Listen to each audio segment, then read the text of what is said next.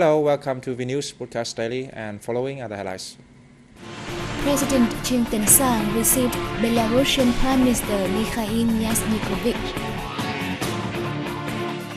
Prime Minister Nguyễn Tấn Dũng held talks with Thai counterpart Yingluck Shinawatra. Thousands of people gathered at Quang Pagoda in Hanoi to bid farewell to the most venerable Thích Thanh Tứ. The Hanoi People's Committee organized a meeting in response to the World AIDS Day.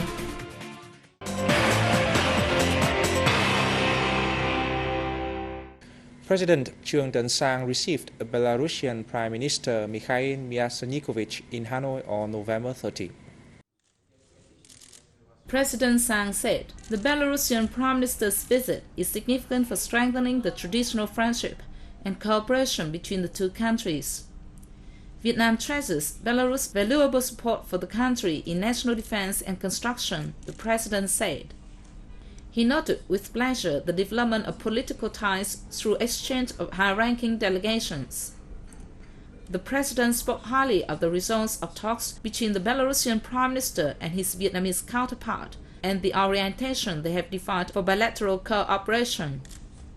President Sang congratulated Belarus on becoming an observer of the ASEAN Inter-Parliamentary Assembly and thanked Belarusian authorities at all levels for creating conditions for the Vietnamese community studying and working in the country. For his part, Prime Minister Mikhail Mishustin expressed his delight at the effective coordination and mutual support between Vietnam and Belarus in the international arena. The Prime Minister underlined the need for the two sides to further enhance cooperation in economics, trade, education and training, and national defense technologies. He said he believes that the two countries will celebrate the 20th anniversary of diplomatic ties next year with efficient cooperation outcomes.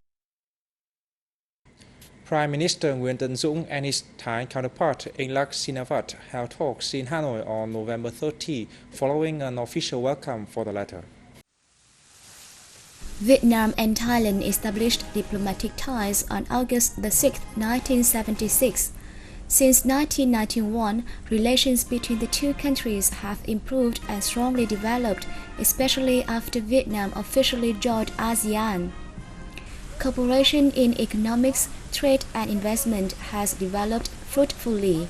By the end of August 2011, two-way trade exceeded $5.46 billion, up 28% over the same period last year.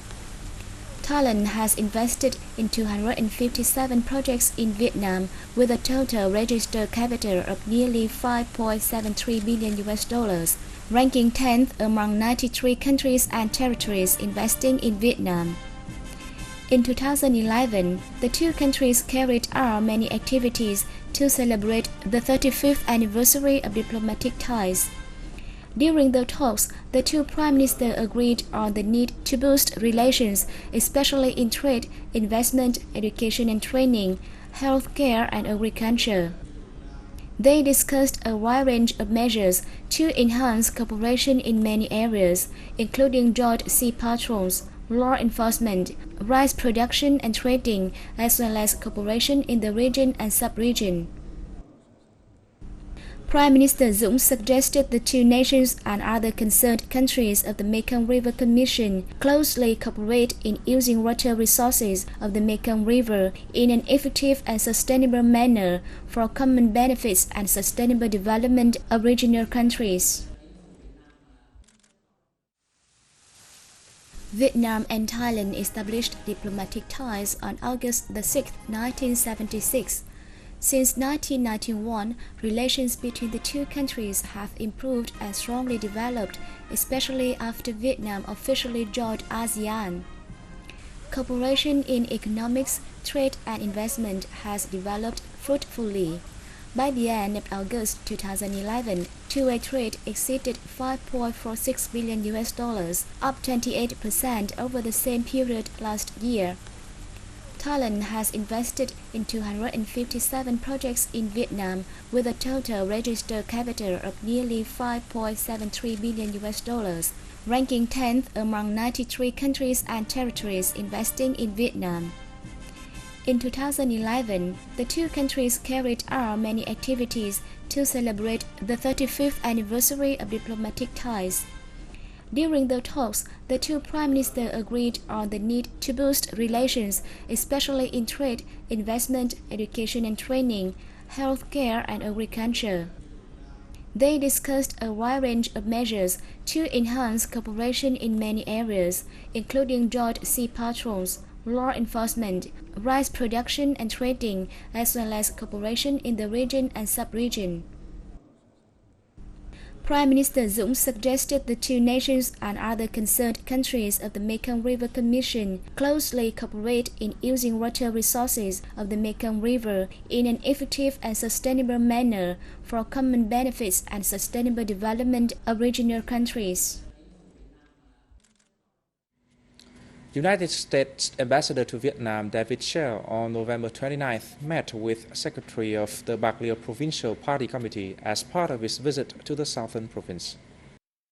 At the meeting, the ambassador was briefed on Bạc Lieu's socio-economic situation and key projects in the province, including a wind power project funded by a U.S. bank.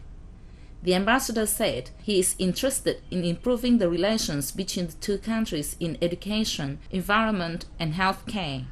He pledged to give priority to expanding the relations between U.S. and Bạc Liêu province. For his part, the secretary of the Provincial Party Committee expressed his thanks to the U.S. government and called for investment in major projects in Bạc Liêu, including a deep water seaport in Gành Hào.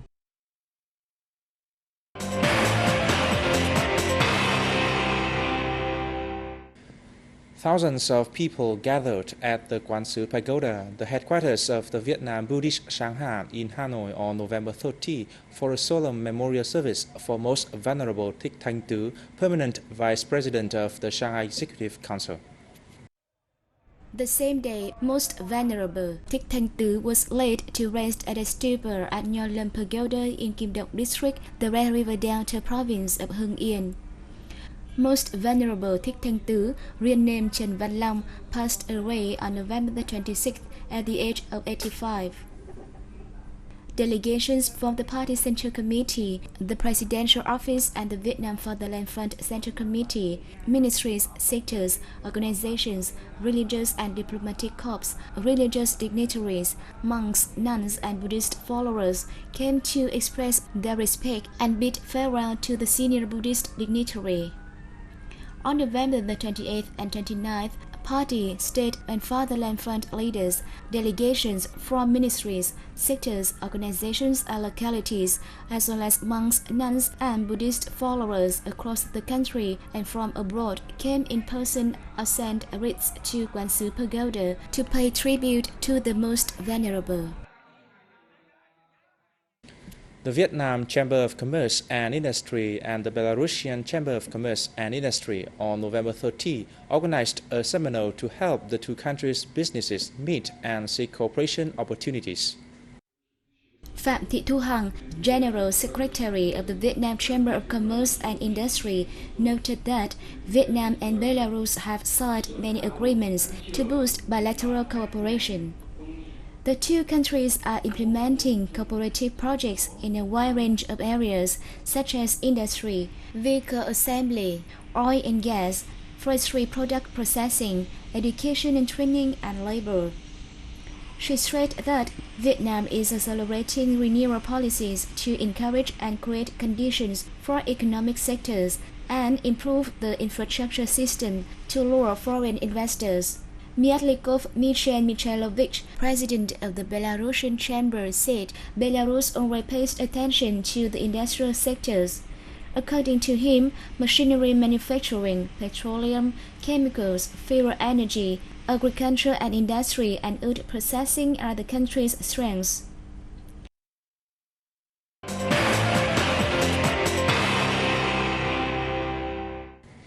The Hanoi Municipal People Committee on November 30 organized a meeting in response to the World AIDS Day, which falls on December 1st.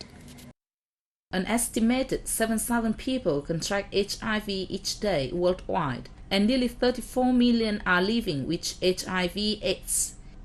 In Vietnam, There are more than 193,000 HIV-infected cases, and over 51,000 people have died of the disease.